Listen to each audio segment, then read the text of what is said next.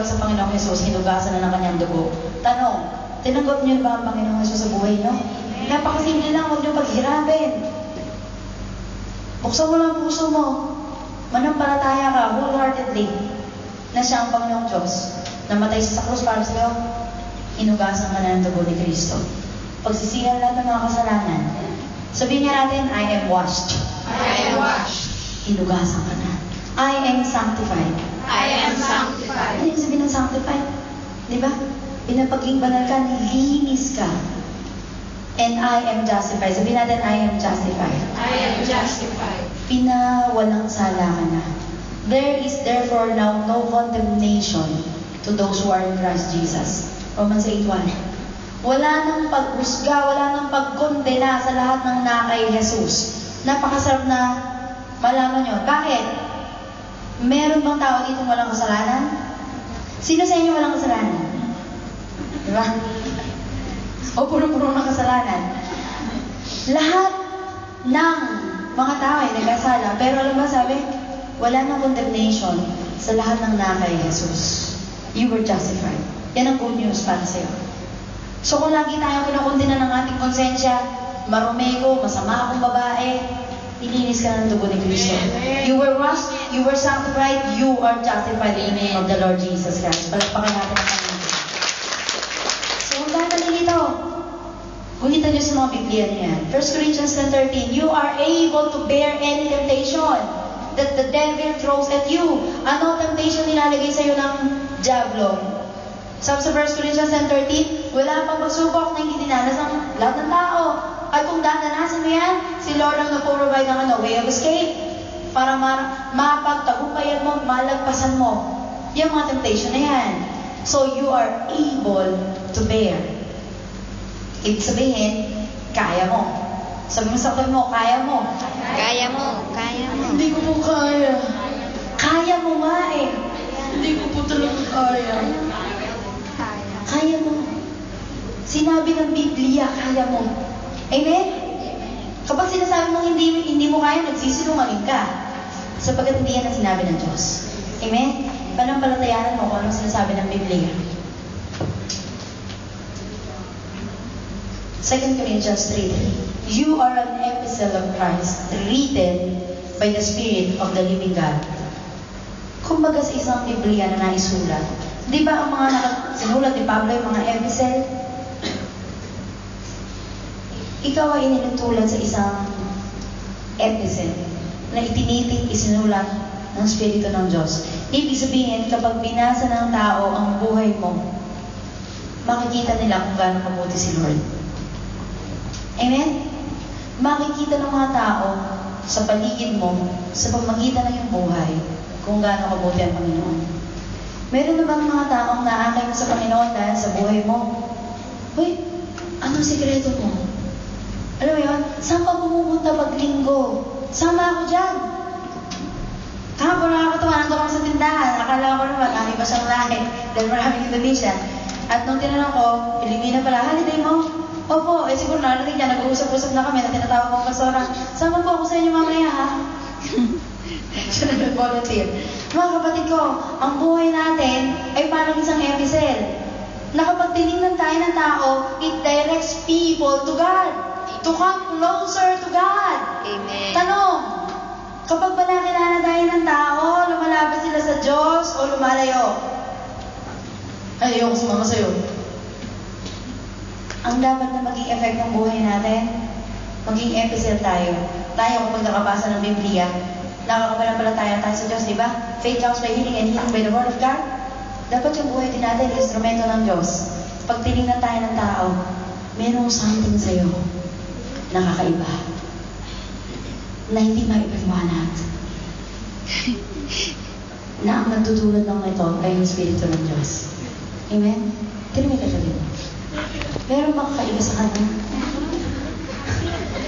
Hindi, alam mo yun, kapag nalilord ka, sasabihin ng mga tao sa paligid mo, ano na? Hindi kakaiba sa iyo eh. At magtatanong sila, anong meron ka? Pagkakataon mo na yun, ay ipakilala sa kanila si Lord.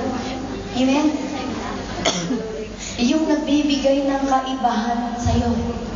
Amen? Sino nagbibigay ng kaibahan sa'yo? Ang Panginoon. Siya ang nagbabago sa atin. So, Galatians 3:26, you are all sons of God.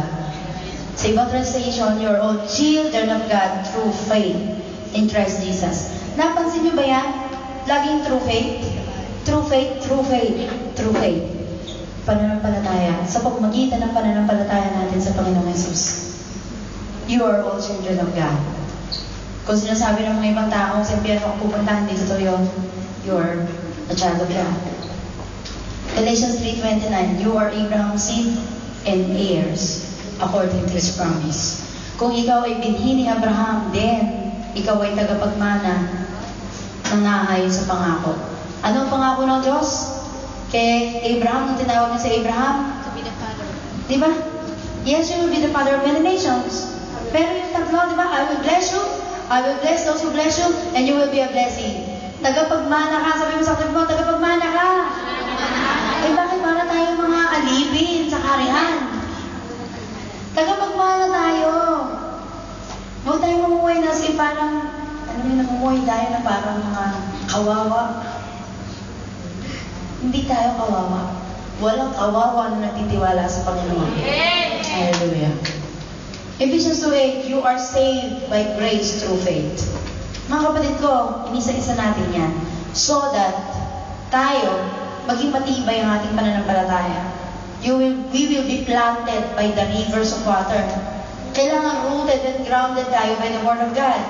So, yung mga verses na yan, kahit di nyo mainis ng buo, sulat nyo sa Biblia nyo. Bakit? Isang araw kapag gusto mo na mag-resign, basahin mo yan. Ngayon ay August 12, 2012.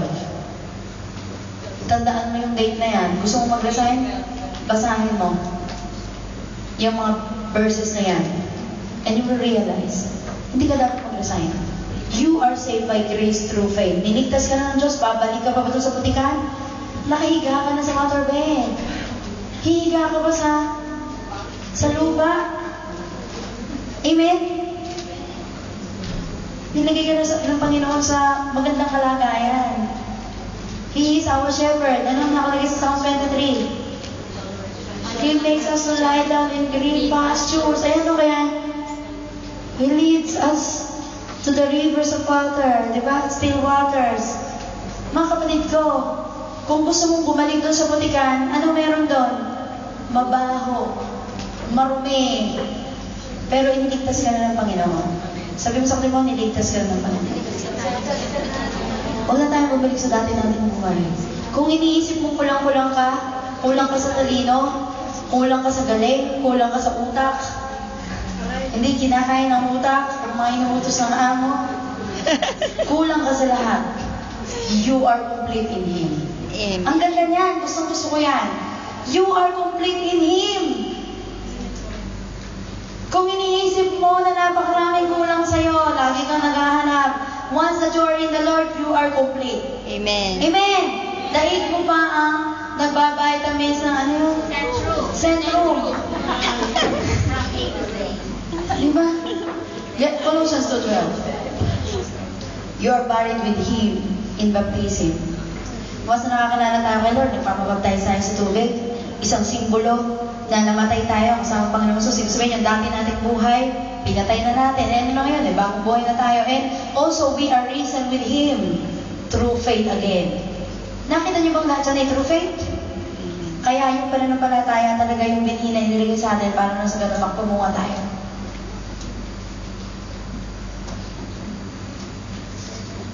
First Peter 2:9. You are chosen generation, a royal priesthood, a holy nation, His own special people. Amen. Buhay pa ba kayo dyan? Amen. No one is written. Amen? Alamin natin yan. Nakasulat yan patungkol sa'yo. 1 John 2:14. Last na to. Kasi baka busog na kayo, ma-impatyo. Kung naalam-lamin natin at tatanggapin natin lahat ng mga binasa natin, mga kapatid, sapat na yan para makita natin walang dahilan para maghanap pa tayo ng iba. Minsan ang tao maraming hinahanap. Pero katulad ng title natin dyan, that finding your place in God's history, was that you know, napagtanto, nalaman mo, napagtanto mo kung ano ang sinasabi sa'yo ng Biblia at kung ano ang pagkakatawag sa'yo ng Panginoon. Hindi ka na maghahanap ng kung ano-ano pa. Nakakalungkot, kung minsan may mga kasama tayo nawawala, naghahanap ng kung ano-ano pa. Pero sabihin mo sa katabi mo, huwag ka na maghanap ng kung ano-ano pa. Huwag ka na maghanap ng kung ano-ano pa. Huwag ka na Sige, maghanap ng sabihin mo kung sa ano-ano pa. Sabihin mo sa kanya kasi natagpuan mo na kung ano hinahanap mo. Sabihin mo, natagpuan mo na kung ano hinahanap mo. 1 John 2:14, ano sabi diyan? You are strong. Sabihin natin, I'm strong. Sige, pakita niyo yung masa niyo. I'm strong.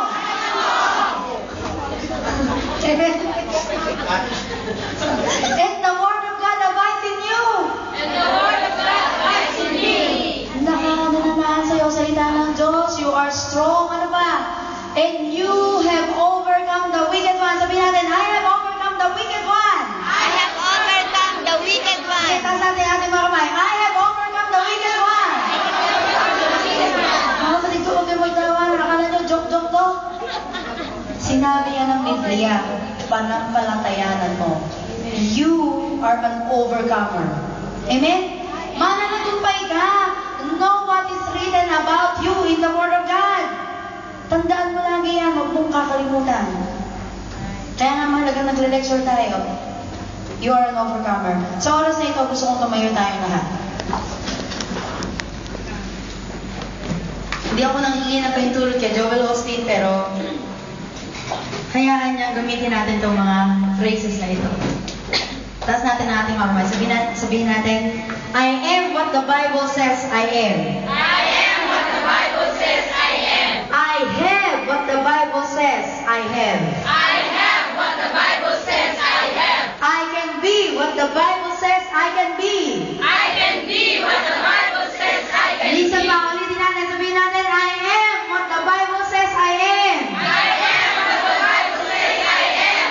I have what the Bible says I have. I have what the Bible says I have. I can be what the Bible says I can be. I can be what the Bible Hallelujah. Palakpakan natin ang Panginoon. Hallelujah. Salamat sa iyo, Lord. We believe in your words. Anong sinabi mo, Panginoon, pananampalatayaan na namin. Kami ay mananagumpay. Magaganap sa amin, Panginoon, kung anong sinasabi na yung mga salita. Meron kami sa kung ano ang sinabi ng Biblia na meron kami. At magiging kami, Panginoon, kung ano ang sinabi ng Biblia na magiging kami. Lord, we believe. Bawat isa tinawag mo for victory. Tinawag mo kami sa tagumpay, saan mo man kami dinadala, Panginoon, anumang lugar ang pinadalhan mo sa amin, anuman ang pinapagawa mo sa amin. We will do our best, Panginoon. Alam namin, we can do all things through you who strengthen us. Kaya namin gawin ang lahat ng ito. Kaya namin magtagumpay. Kami ang head, hindi kami buntot. Magpapautang kami, hindi kami ang mangungutang. Kami ay pinalaya mo na.